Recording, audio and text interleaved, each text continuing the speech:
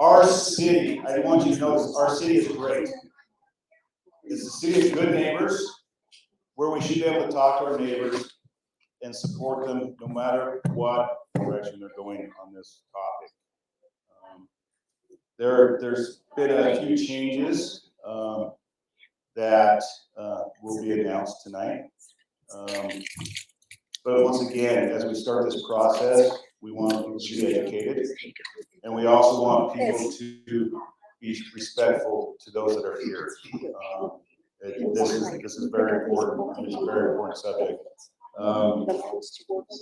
We have one commissioner with us. We have the sheriff's department with us tonight. Pastor Kraft will be coming. Is he here? And if you want to come up, I'd have you come up too right now, if you would please. And we're going to get started.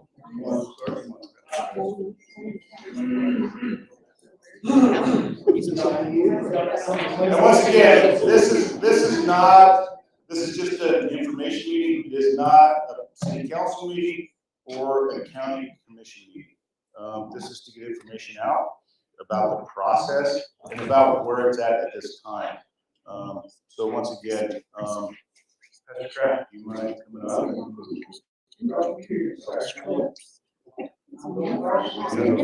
Okay. Once again, please, if we can be respectful through this process. Well, I wrote down exactly what I'm going to say because I don't want to ad-lib on something that's important. And I've got to say I've spoken publicly for pretty much all of my life, but I'm really nervous tonight. So I thank you all for bearing with me. And let me go ahead and read what I'm going to say. And then this can be in print too. We can figure out a way for this to be in print so that you can go back and read exactly what I've said. So thank you for allowing me the privilege of speaking to you tonight. And please know that Mountain Road Church and its leadership and me as its pastor love Fruit Heights and are so glad to be part of what we consider to be an absolutely wonderful community. We are grieved that the Code Blue Warming Center has become such a divisive and emotional issue in Fruit Heights.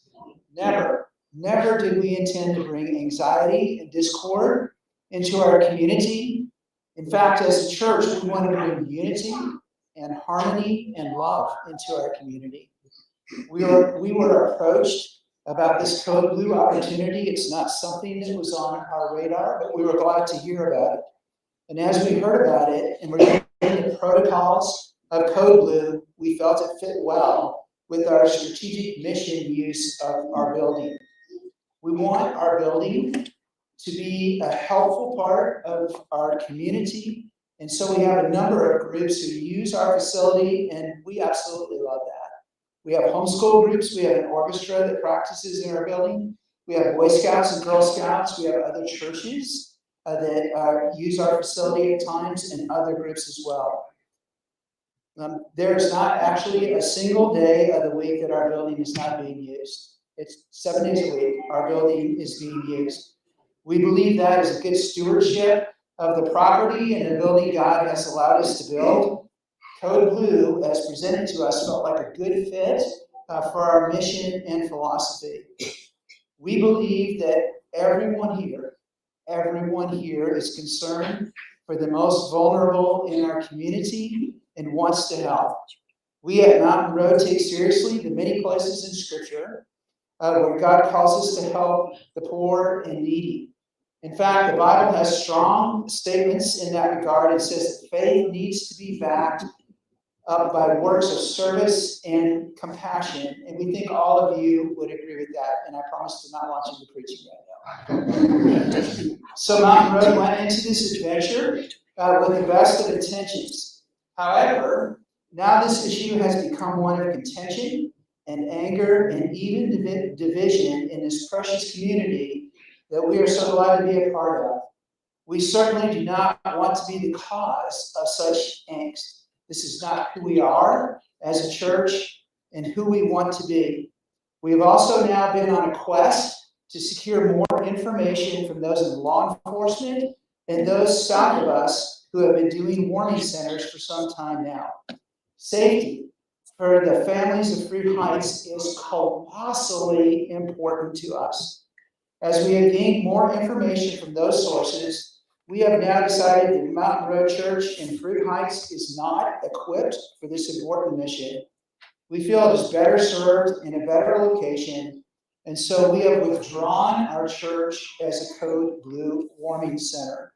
Woo!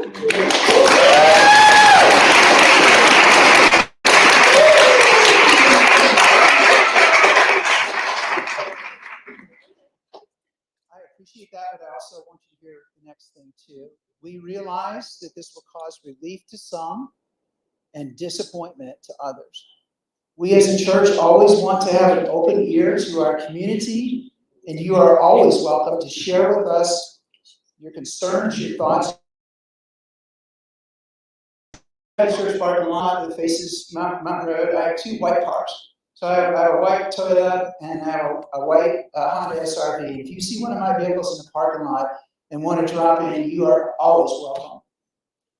We would ask that you, along with us, figure out ways to help the very vulnerable in our cities, especially the homeless. As Code Blue sites open within driving distance, let's participate in helpful ways as compassionate people. We don't know what ways that those will be yet, but we have people in our church and you as well in this community that have done much in that way and will no doubt help organize practical ways for us to participate. Lastly,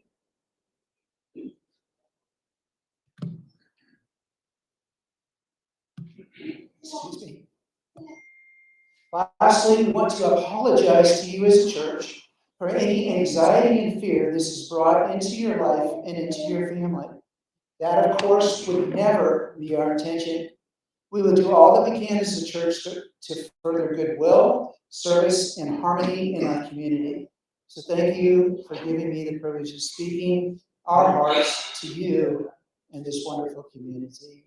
And so that's what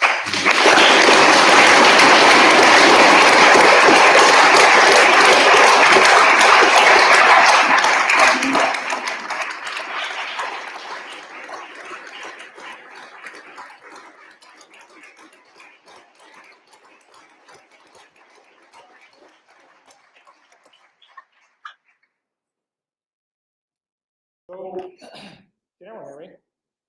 Okay. Can you hear me? So I had prepared some thoughts and some statements to talk about this whole rollout plan.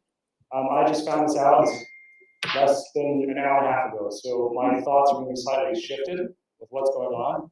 I still think it is important. I have a few bullet points that I want to talk about. I also think it's important to answer some questions if there are questions that you want to answer. Again, I need you to understand our role in this whole process, so I will go through how we got from point A to point B, so you can hear how we got in this situation. That's all right for you guys.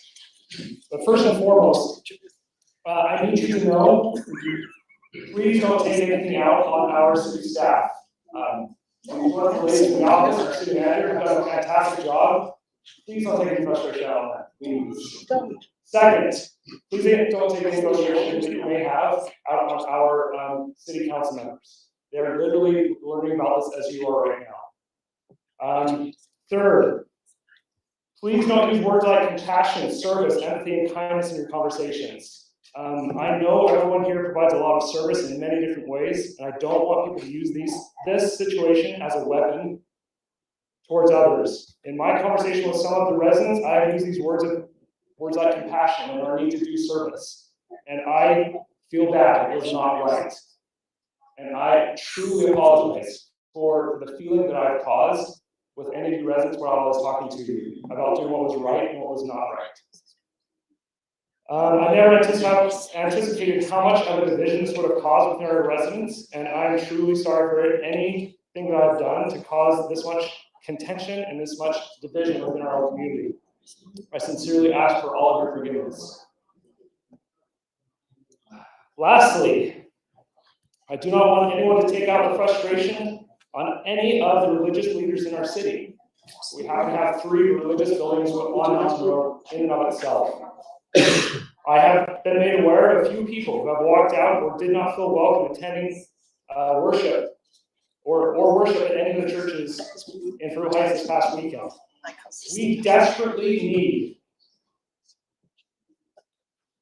people teaching faith-based principles in our community, and I ask you to support all of them. We are planning to support a Christmas in the Community event that will be done again this year here at the city building. Please take part in this opportunity to attend and bring food that will be donated to the local food pantry. Also, the Mountain Road Church is planning to hold a candlelight service on Christmas Eve. I ask you to open your hearts and your wallets to help them and support them. The service is going to become a tradition for my family, and I will be there to support them this Christmas. I was anticipating, at this point, talking about how we got to this situation. I'm okay talking about that, because I think everyone needs to know how we got from point A to point B, and the city's involvement, or this lack of the city's involvement. If that's okay, I'll take about 5 minutes to run through that. Is that okay with everyone? Yes. Great.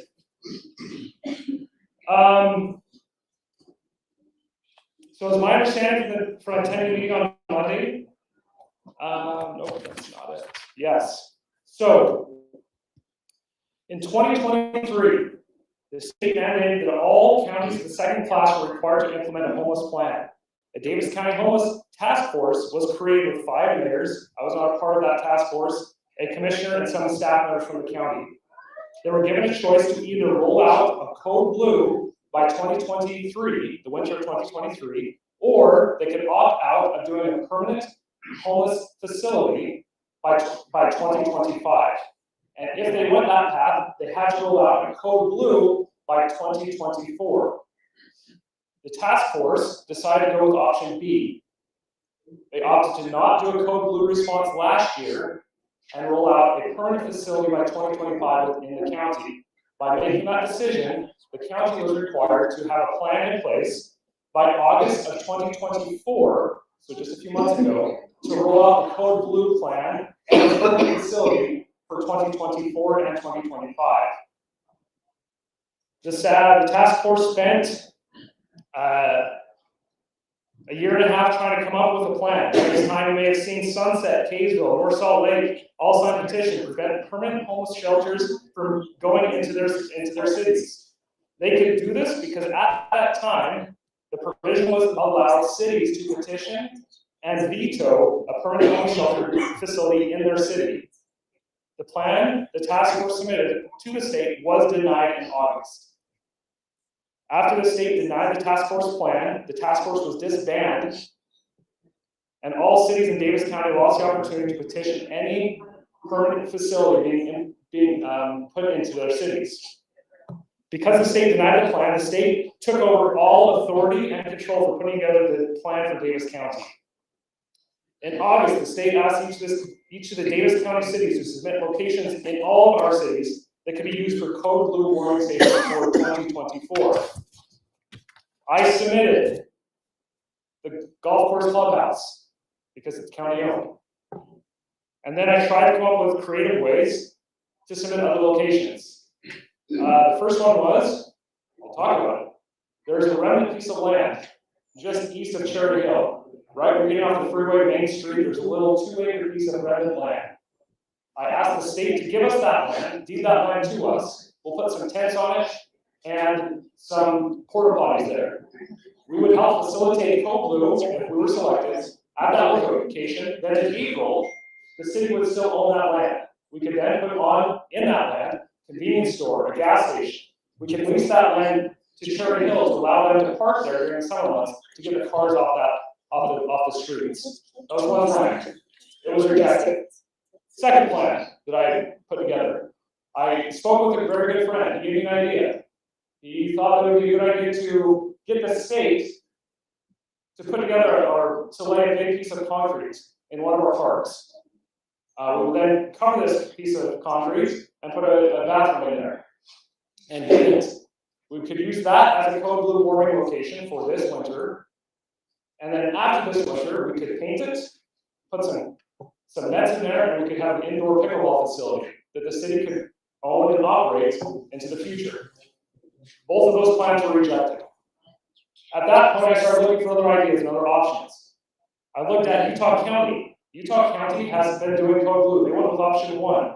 They did code blue last year. Last year, they utilized religious organizations. There's a Seventh-day Adventist in Provo that has been used last year, and is now using it as a winter warming location. So all winter long, not just code blue, not just when temperatures dip below 18 degrees, but all winter long, this church is being used. At that point, I reached out to Pastor Kraft and said, "What's your thoughts? Would you be open to anything like this?" Pastor Kraft jumped at the opportunity, so I submitted his name. This was before any negotiation, any discussion was talked about with renting his facility or leasing his facility. His generosity of jumping at the opportunity was amazing. It was really heartwarming to hear his comments of absolutely, we'll look at something like that. I submitted his name to the state, and from then on, I had no more information.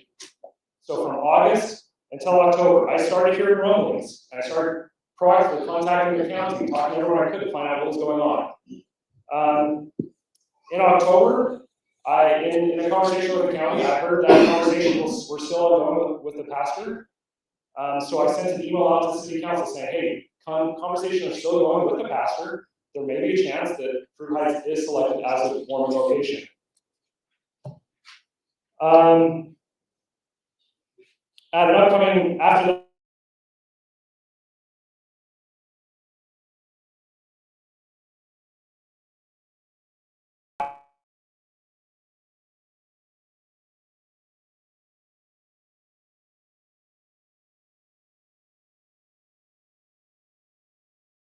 and it was, the Mountain Road Church was selected.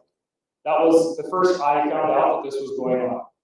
Because this is a state mandate, and a county has been responsible for rolling out this mandate, we as a city, I as your leader, did not have the opportunity to petition or to veto any situation that's going on. From the moment I found out about it, I started reaching out to the county. Ryan with the county is tasked with overseeing the fulfillment of this mandate. And I asked for specific provisions to be in place. I was concerned about safety. He had told me that there was going to be a sheriff on site when people are transported from any of the 5 locations to the facility. After attending a meeting on Monday night, I thought some really good ideas were presented. I liked a handful. Monday night, Tuesday, I have been on a call with county commissioners and Ryan nonstop, trying to see if we can get some more of the rollout procedures put in place, like putting in more of a rolling procedure instead of having a primary destination. I like the fact that people couldn't drive to a location, asking if they could modify their provision. I thought tonight was going to be discussing these ways to change and modify the rollout procedure of this plan. It wasn't until an hour and a half ago I found out that this is not an option anymore. Because he owns a public nonprofit, he has this right. Because if it was a county-owned or a state-owned facility, and it was in our city, that is not an option. It is a mandate. So I thank you for listening to the residents, to listening to our neighbors, to listening to what has been going on and the division that is created. And I thank you for being who you are. There are times where you stand up on morals and do what you want or do what you think is right. And I think there's others when it's creating a division to be able to know that the harm that it's causing is not worth the good that it could create. At this point, I would like to open up to questions. We have Commissioner Kamalo. I had all 3 commissioners that were lined up, but an hour and a half ago when I found out about this, I was told that the other 2 have other meetings that they need to attend to. So we have Commissioner Kamalo. Actually, before we open for questions, if I could please ask, can we keep the temperament calm? Can we not yell? Can we not bring up anxiety into this discussion, into this conversation? It will help a lot if we can talk things through, if that's okay. Is that okay? Does everyone understand that? Right. Yes, please. I would like to ask what the issues are if we decide this is the previous county period, and we have different ways to deal with or not meaningful conversation.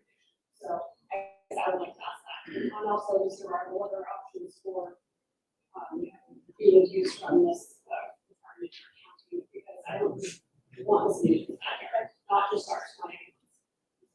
So can I say just two things real quick? And I'm just going to compare it to Utah County, if that's okay, just so that people can understand. So for the past 3 years, and Oregon has been on a point in time count, where they go and canvass the entire county to count how many and talk to everyone who is suffering from homelessness or is in a vulnerable situation. From those numbers, they determined the number of people who are suffering from homelessness. Based on that, Davis County was required to have 16 beds for code blue response. In comparison, Utah for code blue response. So I just want to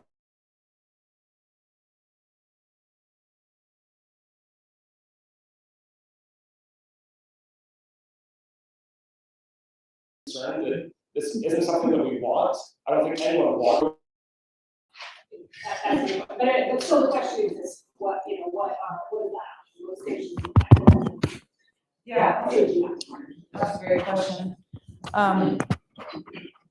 So it is state law, and it passed in March of 2023. And we didn't have to have a facility of our own for Code Blue last winter. It happened last winter.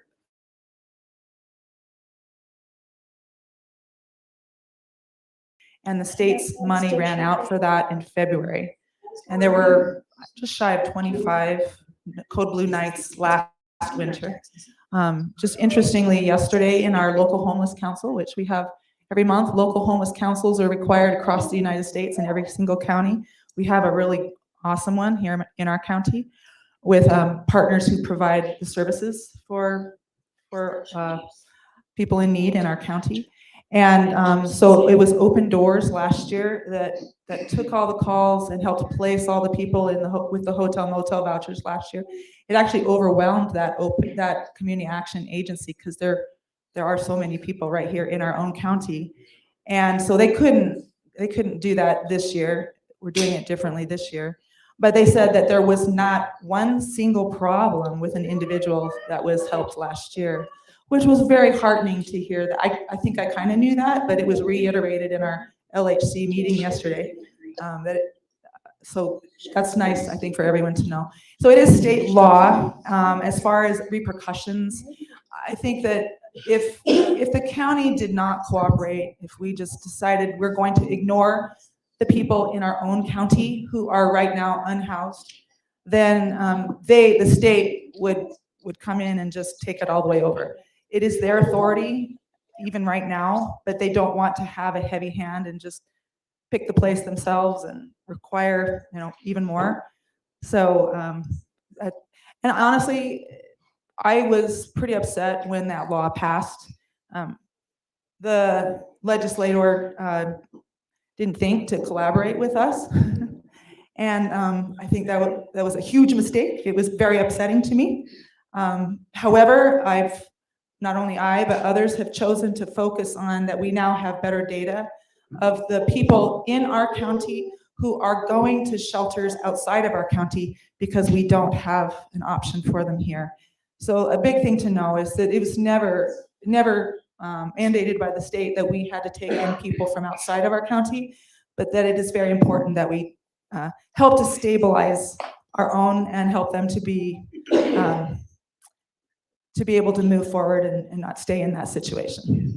Yeah. Actually, so two things. One thing, just if you're not sorry, we did not repeat the question for people downstairs who are watching online. Oh, sorry. The Yeah. question was, what happens if we if we as a county do nothing? Yeah. What are the repercussions? Representative Barlow. The state. Do you want to come up, please? Or whatever it's you. By the way, I live very close to here. He is also my representative, and I have plenty of family and friends in this great city. So, city of good neighbors. So we're going to ask the question to Representative Barlow. I don't know the answer to that question. Well, according. Come answer. Come on. Well, I understand. No, we're here, so you're back.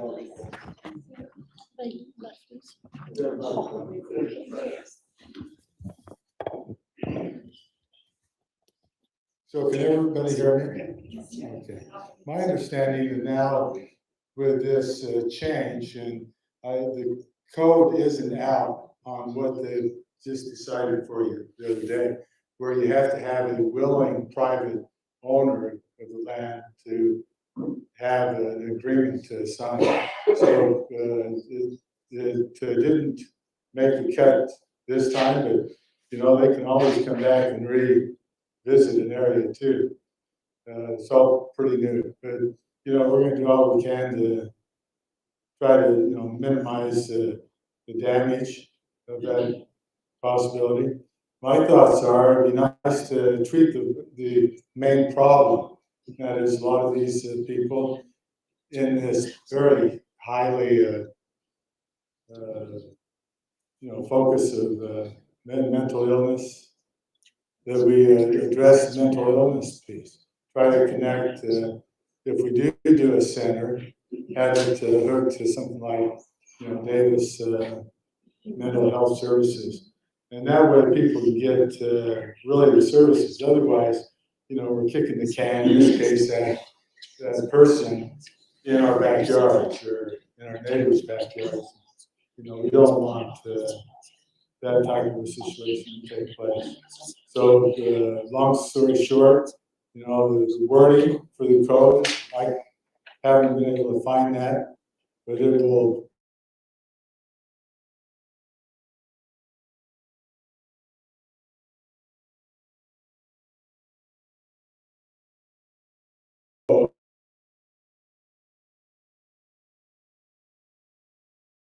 Our neighborhood. There's some questions. Representative Barlow? I want to thank the mayor. It's tough to try to find someone, but the mayor was really generous to call me back and have a good discussion. And I think he's in a good place to represent and help us. And before we leave for the next question, just a quick thing. I'm on the board of Davis Behavioral Health, and I'm on the board for Safe Harbor. Safe Harbor does have a shelter and transitional housing, but it is specific to survivors of domestic violence. One of the main drivers of homelessness is domestic violence, and certainly also chronic mental illness. A lot of people have not realized that Davis Behavioral Health already, over the last 10 years, has accumulated smaller units of housing throughout the county. They already have 140 beds for their folks who are chronically mentally ill, who would otherwise be out experiencing homelessness. We would have seen a lot higher numbers over the last 10 years if we did not have Davis Behavioral Health with the housing and all the wraparound services. And so, boy, kudos and many thanks to them. And they're building another 60 unit in South Layton for that. So yeah, right? An amazing organization. One part that really doesn't need to be said is there. We realize that everyone here, that there was a person in, really cold environment or situation that we wouldn't just take them and put them in our house. We realize that, this is not something to, divert people away from care. But I think treating the baseline problem might be a better way to solve their overall problems long term. So I hope this responsible. On Monday night, there was a group that was gathered, and it was decided there would be a spokesperson. Well, actually, I don't know if the questions are still relevant. Changing but Scott was volunteered or voluntold that he wanted to ask. Voluntold, he was voluntold.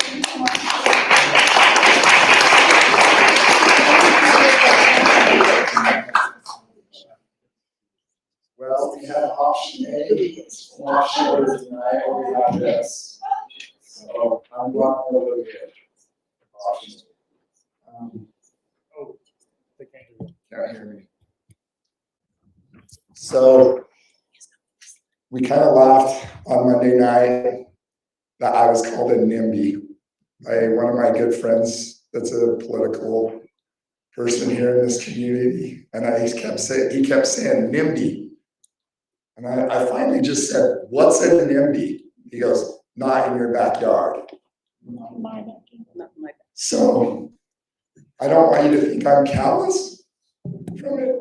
And my wife might have to read this because, as you can see, my voice is worn out from talking to everyone in this great city. So I'm just going to read something from this morning. I'm awake and it's 5:27 a.m. Actually, I've been awake since 4 a.m. What is on my mind? The great city of Fruit Heights, also known as the city of great neighbors. Since last Thursday, I can now say with 100% certainty that I agree with that slogan. People that I have never met coming to my door and becoming some of my best friends. In a short time, phone calls, text messages, emails that I can't even keep up with from concerned neighbors in our community. And while we're still trying to run a business during our busiest time of the year, maybe rebound a few basketball shots for my boys, which I have to rebound a lot and I have to chase down loose balls because they're not that great. I used to. They're awesome. I have felt the strength of this great city. I have felt the strength of my family. My son telling me that he is proud of me. My wife, who was recently asked to be a leader in the church, was very concerned with that I was being vocal about my opinion. She was worried that it would divide. I told her I would not divide.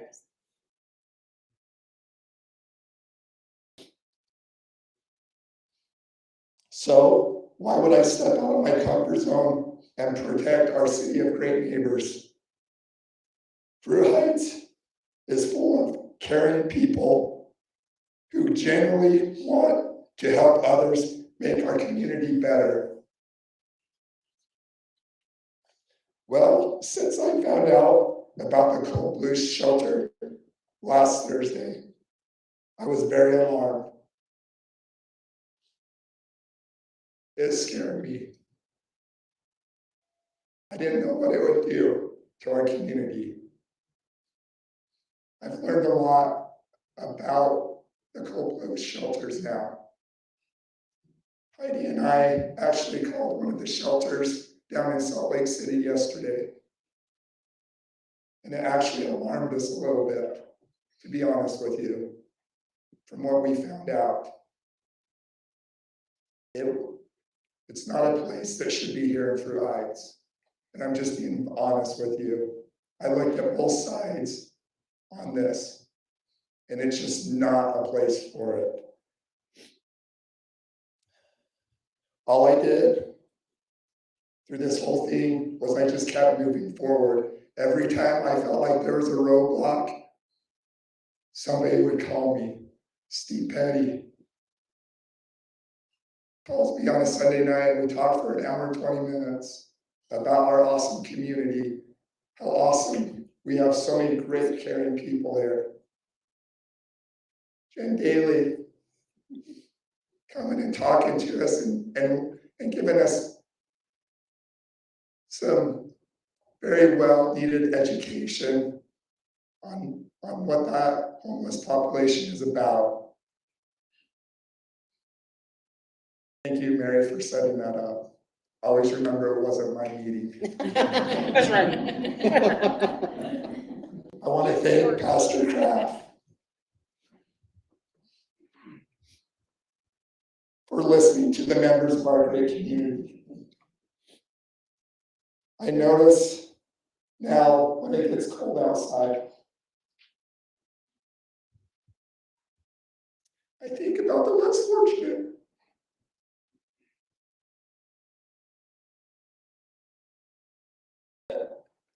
And then I think I need to do something.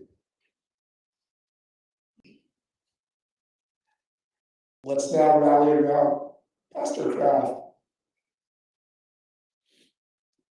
and be a leader in our community when it comes to homelessness. There's a lot that we can do. My wife and I are pledging $2,000 to start up some sort of foundation here in the Heights to start helping the less fortunate.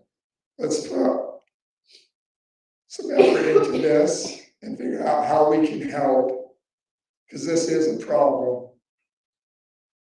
We can be a solution. It can be a win-win for all of us. Much love to y'all.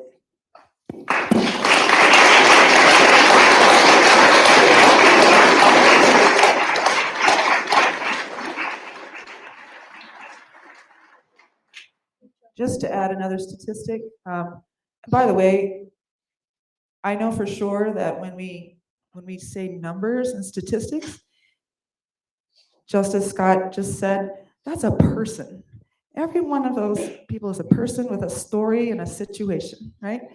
So statistics are only statistics, but think of these as people. But we didn't realize in the last year, and maybe it's even a higher number now because this was given to us by the state longer ago, but 200 of folks whose last resident was one of our 15 cities in Davis County were in other shelters north and south of us.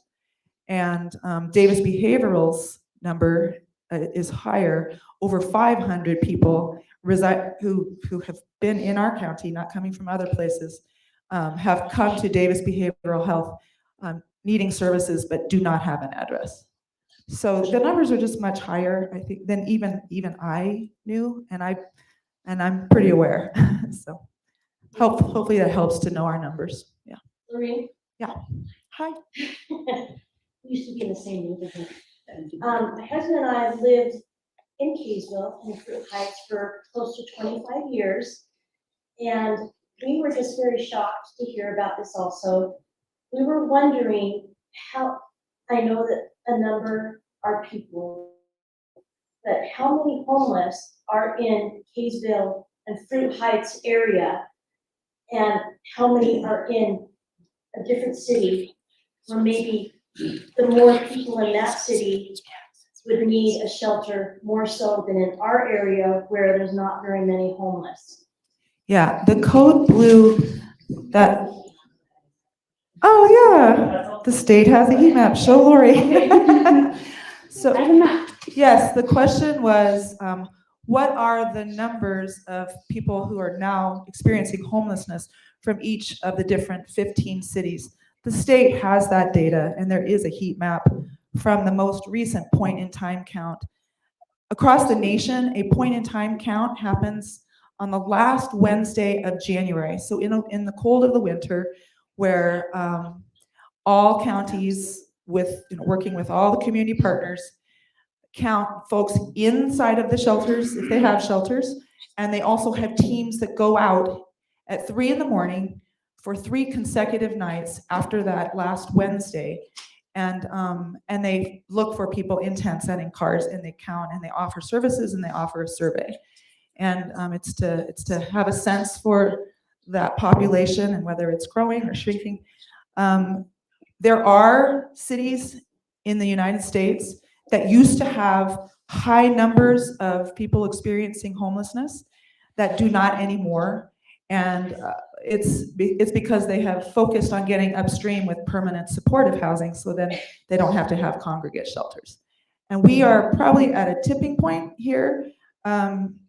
So it tends to grow with population. It also, the biggest driver is actually the cost of housing. Does everyone understand what our cost of housing is done in the Wasatch Front and in Davis County? We are now, I think, the third most expensive housing market of any state in this nation. So that's a big driver.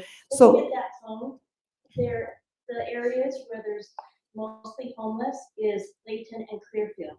So couldn't there be buildings or, shelters built in that area so they don't have to be bused to different areas where we don't have homeless? yeah, that's a great question. The law requires that we help folks get to a location. And because we are pretty unique in Davis County, we are the smallest of all the 29 counties in Utah. We're the smallest in square miles. We're almost filled in. We'll be mostly filled in the next 20 years. There's only 15 cities. Our population will pretty much be capped under 500,000. And so it's in a lot of ways, we try to be efficient. There's only one animal care for the entire county. There's only, sometimes one of this or that. So if you look at the heat map for the free and reduced lunch, there is a very large red area in Layton and Clearfield, just like you said, and there's another smaller red area in the kind of the Bountiful area. And I'm sure you drive through the county as I do, and you will see places where there's more folks. Again, it tends to be higher with more population. Fruit Heights has a smaller population, so I'm not sure exactly how many are from Fruit Heights. Yeah. Just to clarify, no, I'll speak loud. Just to clarify, my understanding is that the law requires 16 beds for our county. Was that Just the expansion? Code Blue, yeah. For the Code Blue. So why specifically, maybe this has already been answered, why have they chosen to have the expansion take place in, I think arguably and physically, the smallest city of the entire county, where there's probably the most built? Why are we the ones that bear that responsibility? That the county was only able to offer up options for this winter's Code Blue sites that we own, and that could potentially, fit people and work and not disrupt other government operations. But when the church volunteered, then that was unique. That was unique to have It sounds like an organization. Let her speak. Sorry, Just respect. I didn't hear it. Sorry. Okay, but so yeah, as far as location, we can't just pick anything. Wait, everybody should have a voice. You can't just dismiss this question, even if you don't like the way that he phrased his question, you can't dismiss it. Like, this statement should be addressed. Well, hold on, maybe I'll come back to you, just one second. I don't have a statement, but the gentleman did, and people in this building said you didn't need to hear it, and skipped over it. Perfect. Perfect. Yeah, feel free. I'm sorry, I didn't hear the question, but, so did I answer your question? Lily? Yeah, as far as, I get that someone volunteered, it's- but I just we're limited by possible sites. Davis County, that was a better fit. No, Especially when everything here is built so close to so many residential. yeah, areas. it's a great question. Maybe closer to where it goes to. Oh, obviously, that would be ideal, but we are limited to the sites that the county has control over. And so we will now revert back to the sites that the county has control over. Yeah, this one was volunteered. Yeah.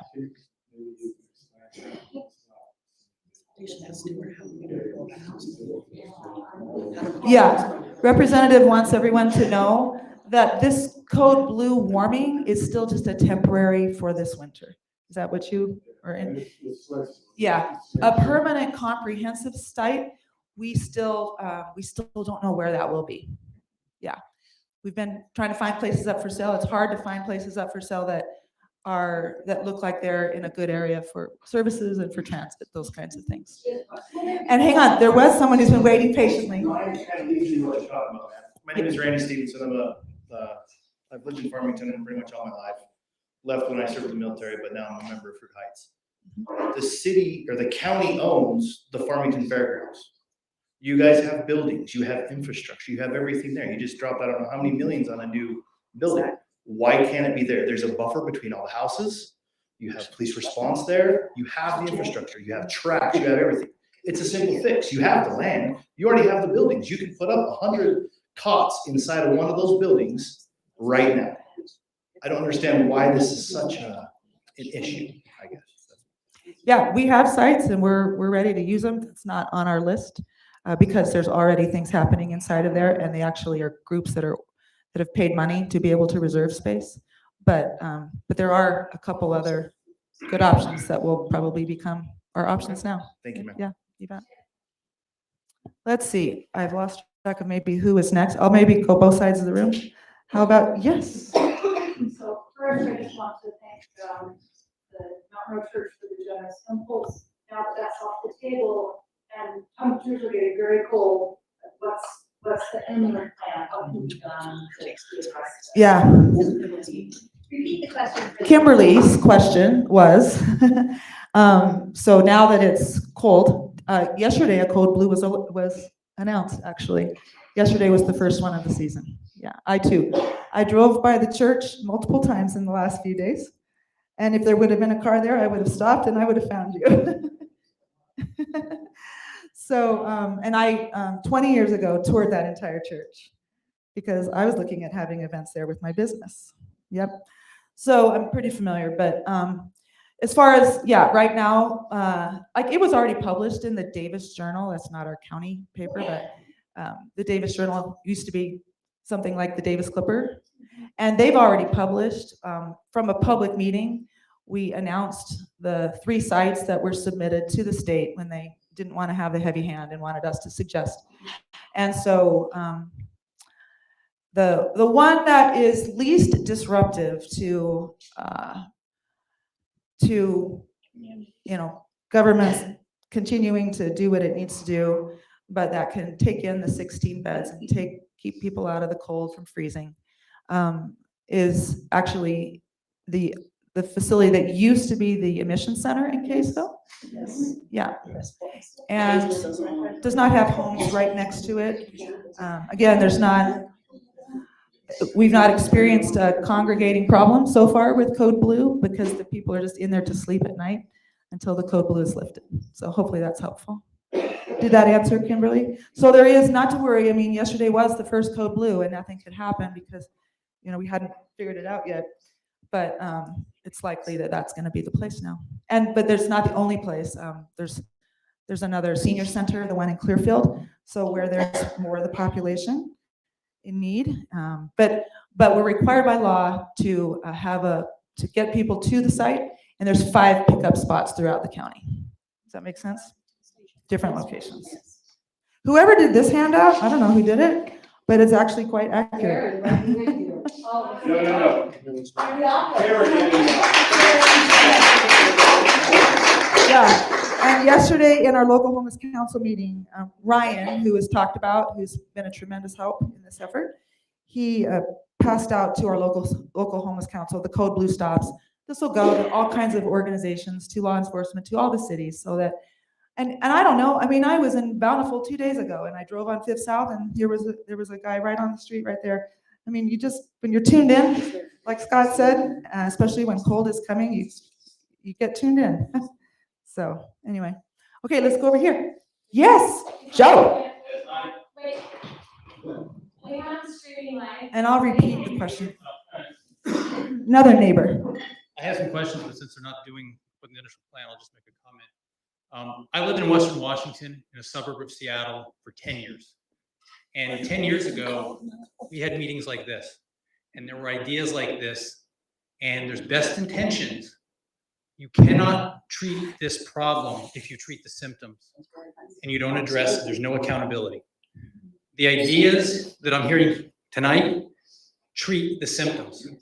And every service, every money, all the money, everything you throw at this will just attract more people to take advantage of those services. And if you don't have problems now, you will in the future. You'll have crime, you will have drugs, you will have dilapidated RVs, you will have tents. It happens slowly, but once it's in there, it takes root. And the time to address it is now at these meetings. not 5 years from now, when there really is a problem. Yeah.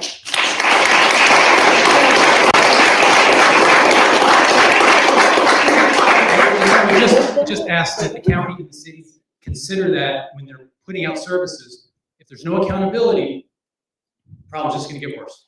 Two things. I'm sure many of you, like I, have been to other cities where a do nothing has really gone wrong. So that's not an option. And I had, like I said, a lot of shock and disappointment when this law passed and we hadn't been able to work together with the state. And I felt relief and I saw the light at the end of the tunnel when I visited Switch Point in St. George in May, right after that law. And if you have a chance, go online and look at Switch Point, or when you're down there, go visit and tour Switch Point. They have opportunity with accountability. And the lady who started Switch Point 10 years ago, they have fantastic outcomes of most people stabilizing and leaving in 30 days. And it's because there are expectations to get at the drivers of homelessness. And she actually says to folks, I'm not going to work harder on your homelessness than you were working on your homelessness. And so it's super motivating for folks. And there's a lot of programs actually like that, Red Barn. Different group, similar accountability expectations. They're just fantastic. And they get at the drivers of the homelessness or the criminal mindset. And those kinds of things work. And we are determined. I mean, when the law passed, just like all of you, I had the visions of what I've seen not working north and south of us. It's actually an issue I started to follow back in 2016 when I did my first point in time count. And I can tell you right now, we're gonna do it, best practices, and we have one example, 10 years in our state, Switch Point. Check them out, they're amazing. And that's who we plan on. My understanding is the state wants to buy a building and have students run it. They're running the new teen living center. Or the Education Foundation builds it, Switch Point runs it. Correct. Yes. It's not just putting a Band-Aid on it. It's not just putting a Band-Aid. It's not do nothing. It's not just come stay here. Yeah, it's fantastic. It's different. And there And are, that's your intention. that is our, yeah. Switch Point will have. What you are describing is the permanent comprehensive facility that the task force checked the box for. And that wasn't the county commission, that wasn't the county, that was the task force with 6 voting mayors and the chair of the commission. Yeah, thank you. Let's see. Thank you. Thanks for being here, and thank you for the changes that are going to be made. My question is, I think most of us are here and concerned about this. We're concerned about homeless people. We want to help. But what our concern about is how it happened that no one let us know. And, you know, when you're doing this to other communities, what's your plan to be transparent to let the people who would be affected by it know about it? We didn't, and that's why we're here. Sure. So, in this case, in North Salt Lake's case, it happened just really rapidly. And we did let city leaders, like in North Salt Lake's case, I'm the one who called. And as soon as Switch Point put their earnest money down, or as soon as I heard they were going to put the earnest money down, I called the city manager and the mayor myself. and why weren't we? And so they were putting the word out. In this case, the county got word about the church pretty recently as well. At least I was pretty recent when I heard about it. Oh, really recently, like a couple weeks. Yeah, a couple weeks. It's just a couple weeks. Why didn't we know for a couple weeks? Well, again, the county, in fact, I got a great text from another resident who knows me, and they asked that same question, why didn't we know? And we said we had no idea when the church volunteered that it would go sideways. We didn't know. So just like the pastor described, you share, you don't try to preempt. It wasn't necessarily the county that goes and talks to everybody. And I think the city's probably been doing the best that they can. No, I talked to Wayne Niederhauser, who's the state point man for a lot of this. He is the guy. He is the executive director of Office of Homeless Services. Yeah, it was probably 2 hours ago. He had just found out about the change we talked about earlier.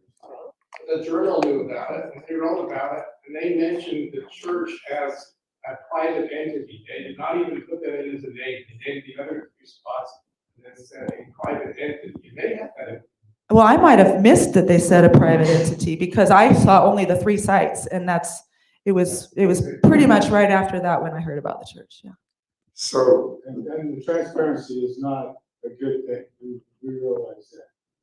And, we take responsibility. It's just probably hit the wrong way. Yeah. Honestly, I think that's why we're most frustrated with our government right now.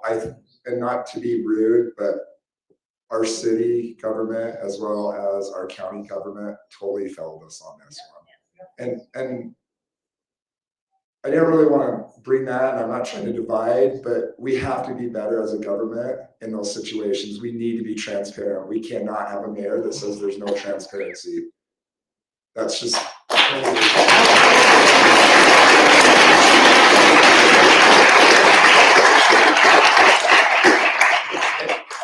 And my father-in-law right here, he's another lion. Good man. He got his neighbor that was an attorney, and I was talking with him today, and this deal should have never happened. If you do realize and you read the bylaws, or you look at the zoning for a Code Blue shelter, it needs to be 500 feet from any public location. Church of Jesus Christ of Latter-day Saints, 140 feet from that place, from the Mountain Road Church. A bus stop, 55 feet. City Park, 304 feet. Who looked at that before they determined this?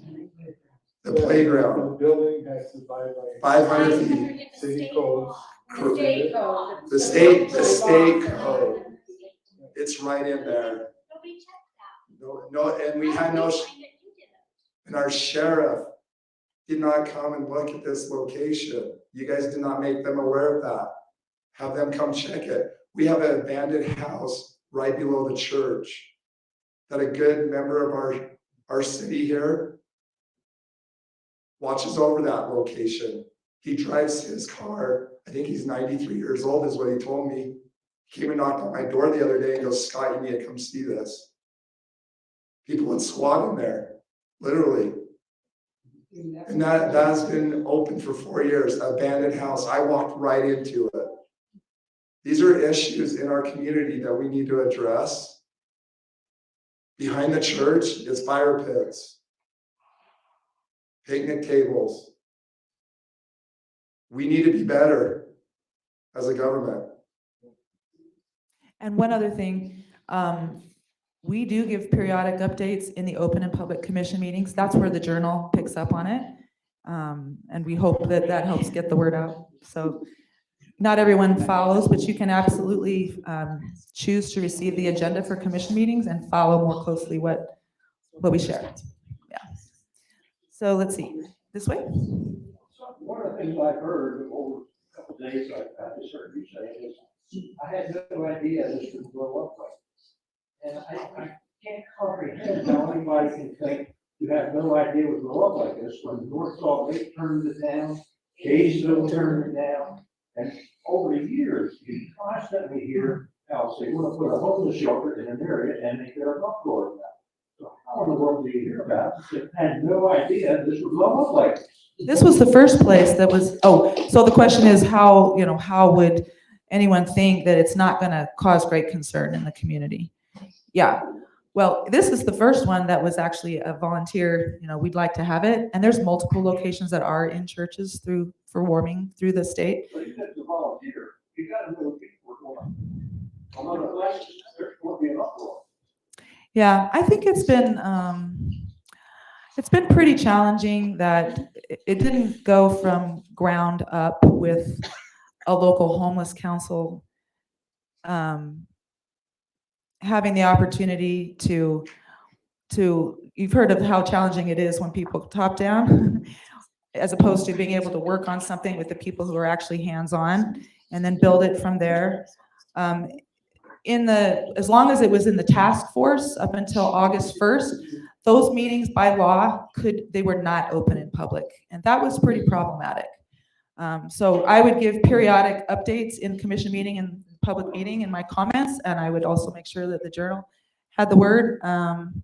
Yeah, I have said recently that as I've seen other counties and cities outside of ours, again, I followed this issue since I was a citizen planning commissioner in Kaysville, starting in 2014.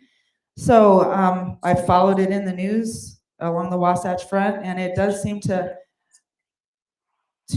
get a lot of concern every single place it's ever suggested or contemplated. So I think from here forward, I mean, I wasn't on the task force when the North Salt Lake site was being discussed, but again, as soon as I found out it was, I called the mayor and the city manager, and I think it should be as the best we can. It's hard to spread the word in a community until it is an urgent. Listen, it's hard to spread the word until it is an urgent, concern. If we were just going to hold meetings, we have numbers of people. Would people come? I mean, I've invited people to the local homeless council. I've invited elected officials to local homeless council, and it's hard for people to make the time to come until it becomes right close. So I hope that's helpful. So, back here? Yeah, I don't know if it's working or not. So I actually work in homeless services, and for the state or for so it's private. It's a it's a nonprofit organization. Nice. And I just want to say that we really, really feel for these people, and there are many, many people that are good people that are in really, really hard situations, and we really, really feel for them. But homeless services is a lot more complicated. Even a Code Blue shelter. We run a Code Blue shelter, and it's far more in depth and far more complex than people think. Oh, they'll just come in, they'll stay the night, they'll leave in the morning. I wish it were that easy, and I wish it were that simple and great way to solve the problem, but that's not the case. All these people that need help and they need to be in a shelter, they're still free people. We can't control their actions. They still get to do what they want. They can come and go. If we bus them in and they come in at 7 and they plan on leaving at 7 a.m. in the morning, they might leave, but they might not bus back to where they came from. They might just hang out right around the church. And it's unfortunate, and I feel terrible about it, but one of the realities of the situation is around every single one of the homeless shelters we run, the area is negatively impacted. All the business, many of the businesses have to have their windows boarded up because they get smashed. There's drug paraphernalia stuck all around the rooms. Our shelters, we don't let people bring drugs and weapons in and things, so they know that they can't do that. So they stash them in the parking lot across the street, and people run across those things, and there's violence. And I really feel for these people. But if this shelter goes in, like the other gentleman said earlier, it's going to attract more, right? If you subsidize something, you will incentivize it. It will grow, and it'll be 16 people this year, but maybe it's 25 next year, and after that it's 30. And I run a company, or I help run the company, and we help hundreds of people, and we do really good work. It's a wonderful program. And if anybody really wants to help, please, we need help. We need more people. If you need a job, if you need money, please, we can help. But is yours a year-round shelter then? Yeah, we run a Code Blue, and we run year-round shelters. We run permanent supportive housing as well. Must be not outside of our county for Code Blue. Yeah, and so, but the neighborhoods where those shelters are negatively impacted. The property values will drop. There will be an increase in crime, and it's not going to get better, unfortunately. Wayne Niederhauser has said that in Davis County, if we can help our folks in the permanent supportive housing model that's not an emergency shelter, that could work for Davis County. So we're keeping our eye on the prize. Yeah. Okay. I was just going to add, I know that this is it was a private agreement between the county and the church, but the people that live here are still gonna be affected, so I still feel like they deserve to make their voice known in this manner. And I still think, even though it is a private agreement, they should still make a decision. And the people should still get to decide whether it goes through or not.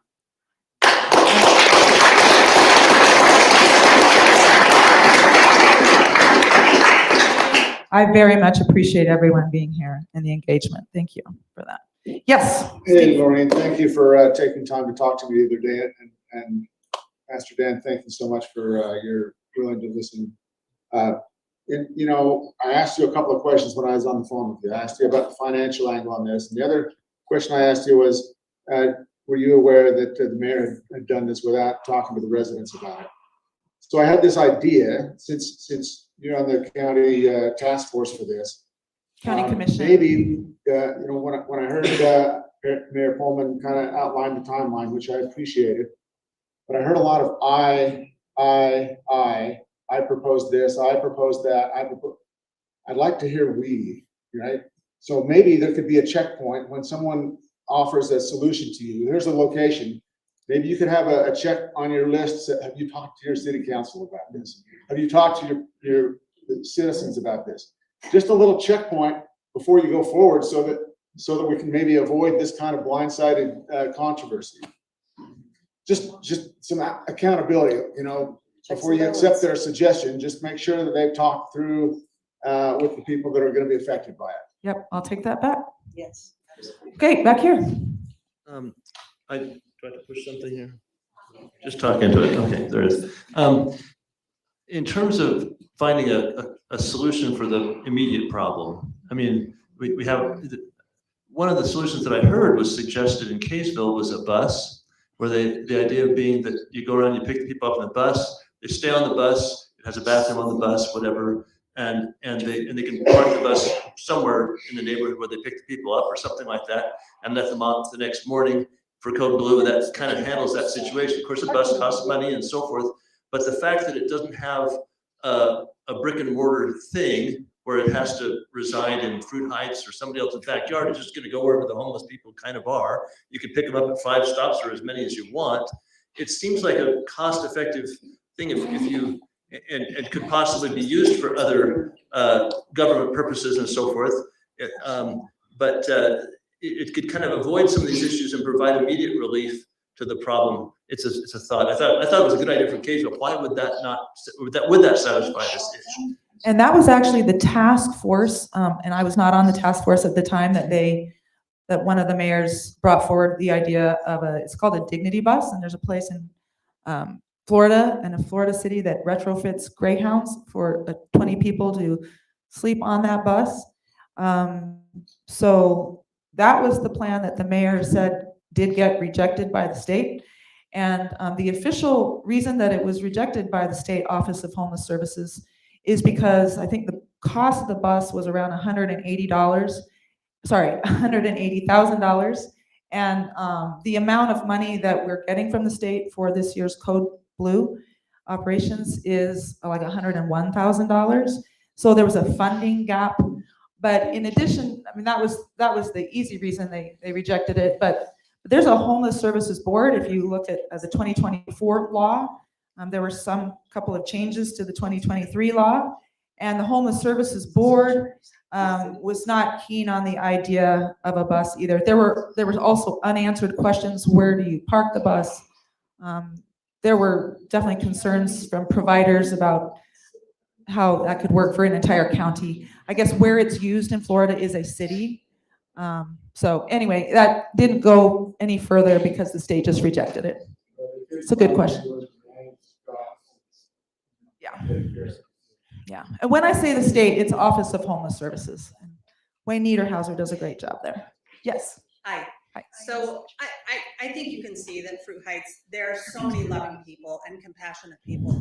I think where the frustration comes is from our mayor saying we didn't need transparency and our city council keeping this from us. And so how do we ensure that this won't happen again within our city government? Do we have that guarantee from our mayor and from our city council? I think that's where we want to be included in that. And I'm, Where is he? Where is the mayor? Mayor Coleman is downstairs right now talking with the individuals that are downstairs. And this has been a discussion, and it will continue to be a discussion on how we get this information out to our community and make sure when these things are, anything happens. You know, we tried to do things with Truth and Taxation this year. We did videos, we did all sorts of things trying to get that information out to the public. It's never done. So we are learning. Yes, this was not a good example. I'll agree with you. county's learning too, and it's parts of the law require state to do things, require county to do things, require a task force to do things. It's been a little bit challenging. And it's a challenging topic and issue to help with, yeah, but important. Yes. And speak as loud as you can, but I'll repeat it. I understand that the church decided not to do it. What would have happened if they hadn't decided to do it? And who was the decision maker to actually say this? It seems like we all feel that it was, you know, obviously there was a lot of reasons why it was a terrible decision for the site. And so who's elected that? The church didn't go out and do it, press the Lord about this site. Yeah, great question. This little flyer that I was impressed with, it has right at the top of it, the state of Utah names the Fruit Heights Church as a warming center. This is the Office of Homeless Services. I mean, they didn't come tour it. They heard a church volunteered. And there are, again, are other churches who have done warming centers in other places. And so, why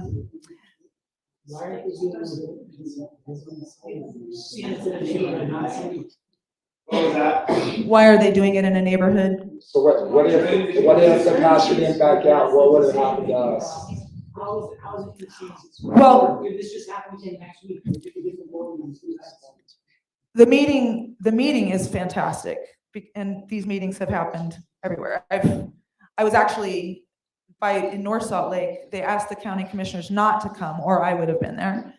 In Kaysville, I had a packed room with the city at a city council meeting to help people come and learn. And if they missed the stuff in the Davis Journal and they didn't follow it in commission meetings, you know, this is the opportunity to come and be able to get your questions answered and give feedback. So, are you someone to give feedback back, or who should I email? Who should I reach out to say I don't think this process was done? in specific to Fruit Heights, Office of Homeless Services. You could certainly look up Office of Homeless Services. The Homeless Services Board, I went to the meeting when they considered the North Salt Lake site. They delayed their vote until more people got to talk about it in North Salt Lake. So give them credit, right? So as far as feedback, if you want, you could send some comments to Office. It's gonna spread among you guys a lot quicker than it's gonna spread through the government. You know. So I just want to add one more thing while I'm sitting here. I will tell you, at council meetings, we average 1 to 3 people throughout the year to come to a council meeting and hear what's going on. And so part of that is please be involved with our city government and be here to council meetings.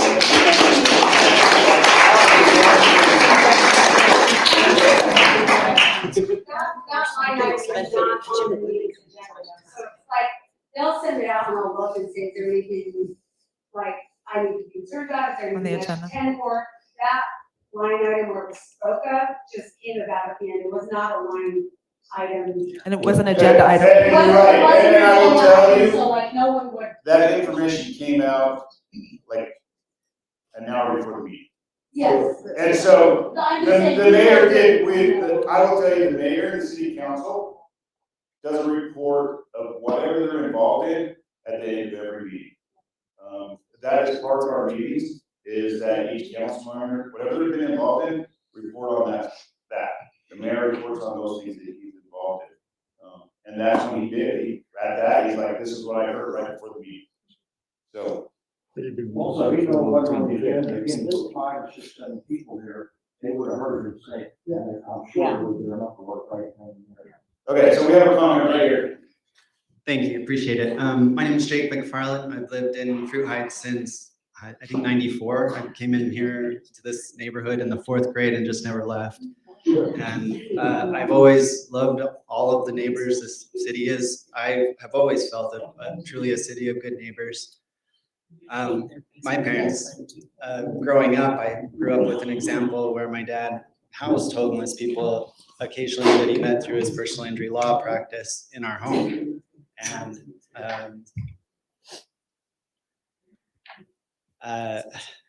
my comments may be a little bit different than what I've heard so far. There's been a lot of enthusiasm here for the process in which this was decided.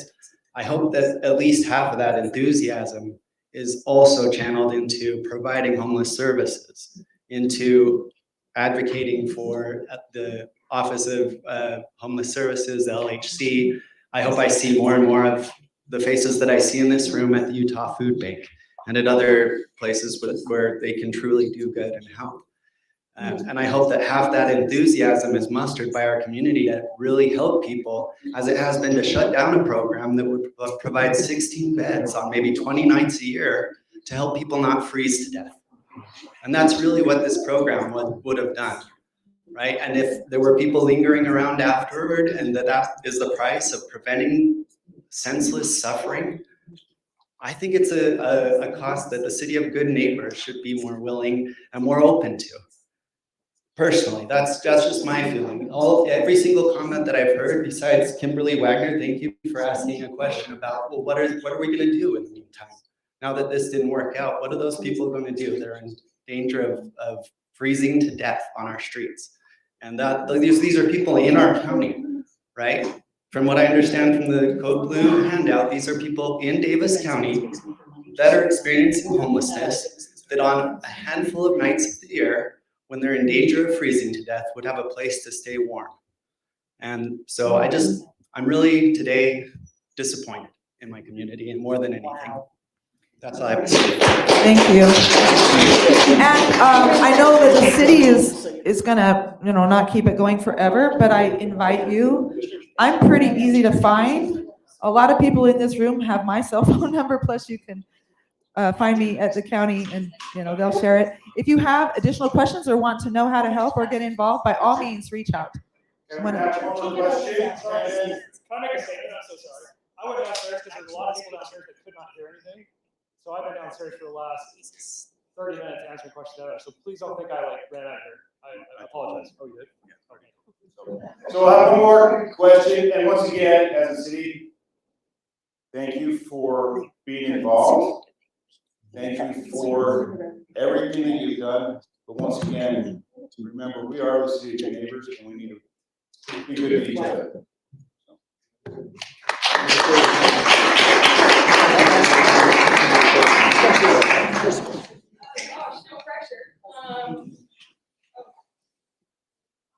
Like that. Gosh, no pressure. I just really agree with McFarland here. Definitely a lot of negativity in this room tonight. She's the negative. 3 weeks ago, I lost my job and I drove home from Salt Lake and I thought, man, if I didn't live with my parents, I would be homeless right now. So look at me and look what I look like. And I'm a hardworking person. I live in Davis County and I would have been homeless unless I had a room in my parents' home. So when you think of homeless people in Davis County, I don't think you should be thinking of 10 cities on 13th, okay? When you call the homeless shelters in other major cities, yes, there are major issues going on there. But 16 people, and as our lovely representative up here has said, is typically from abuse. They're trying to escape a negative space, or they were raised in a negative household. And so when you're thinking of the people that are going to stay at the city, maybe a few percentage would maybe have a bad drugs or this or that. But I know that just as McFarland has said here, we have housed people who would be homeless.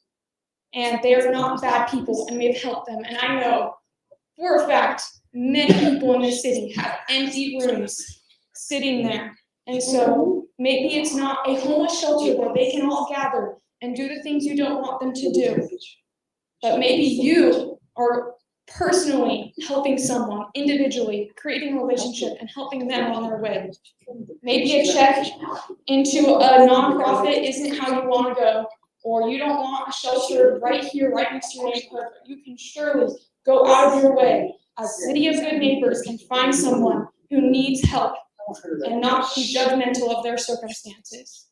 And that's, I don't have a question other than hopefully we can come out as a city and work with the homeless team here and create some sort of graphic or info thing to help direct you into what you can do to help. But on a personal level, I encourage you guys to have a little bit more positivity towards this situation. And that's all I have. Hey, I've been pretty vocal on social media.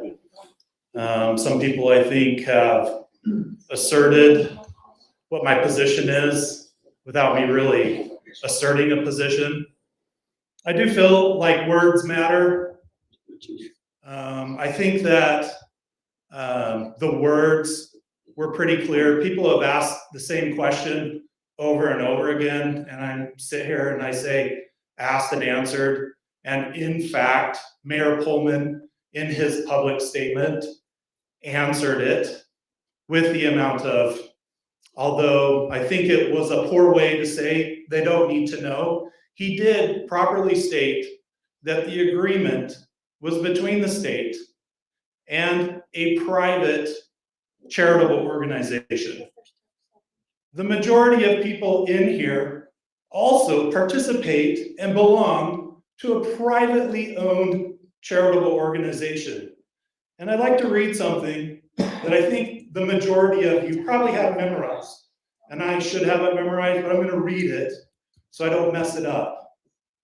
We claim the privilege of worshiping Almighty God according to the dictates of our own conscience, and allow all men the same privilege. Let them worship how, where, or what they may. I believe that the Mountain Road Church was attempting to worship the way that they wanted to, according to their own conscience. I believe that we, as members of Fruit Heights, hyper-focused on the wrong thing. We should have done what we say that we do, what we wear on our bodies, because we made a commitment to do that and support him. And as far as the transparency question, you're like, who didn't ask this, who didn't ask that? This is going to be a little bit flippant, but we have, in the first ward on Saturday, we have a chili cook-off activity that is quoted as the Holy War to celebrate that. Were you aware that the neighboring church, the private entity, charitable organization, were they transparent with you that that activity was going on, that you might be able to share it to your other members? So my question is, and some of you are making funny faces about it, but we have to be self-aware. If we truly are saints of latter days, and that's who we propose that we are, we can't say one thing and behave differently. We can't bully other churches because we're upset with the decisions that they made. We have to be better. That's it.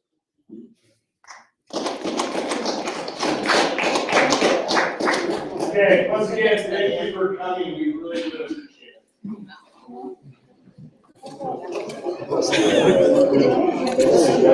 it.